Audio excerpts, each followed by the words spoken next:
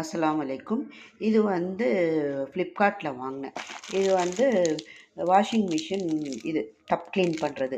இப்போ நான் அது எப்படி பண்ணுறது போட்டு காமிக்கிறேன். இது வந்து ஐஎஃப்பி மிஷினு.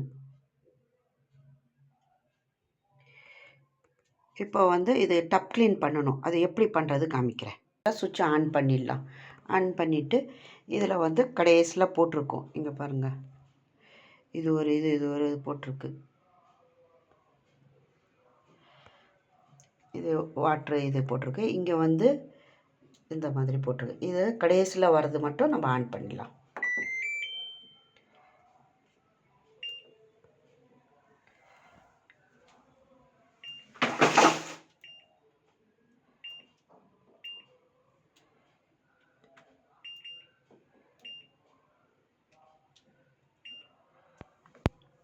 இப்போ வந்து ஸ்டார்ட் கொடுத்துடலாம். இப்போ பாருங்கள், மிஷின் எவ்வளோ அழுக்காக இருக்குது. உங்களுக்கு எப்படி இருக்குது பார்த்தீங்களா?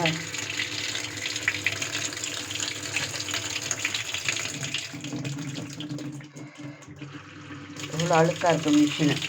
இப்போ இது ஒரு மணி நேரம் 1.5 மணி நேரம் பிடிக்கும் இதெல்லாம் க்ளீன் பண்ண. இப்போ அதில் அந்த டேப்லெட் காமிச்சதில் அந்த டேப்லெட் போட்டுருப்போ இந்த தண்ணி வந்து பார்த்தீங்களா எவ்வளோ அழுக்காயிடுச்சு பாருங்கள். அதுக்குள்ளார இந்த டப்பில் இருக்கிற அழுக்கெல்லாம் அப்படியே சுரண்டி நல்லா எடுத்து லாஸ்ட்டு வாஷு முடிஞ்ச பிறகு அந்த டப்பு அப்படியே பளிச்சுன்ட்டு ஆகிடும்.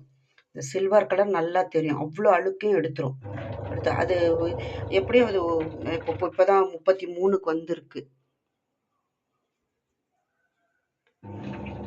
டப் க்ளீன் இதுதான் போட்டிருக்கேன். கடைசி இதெல்லாம் நம்ம வாஷ் பண்ணுறது. இது டைமிங்கு, அதோடைய water, turbo, wash, rinse, spin, dry, delicate அந்த மாதிரி இருக்குது.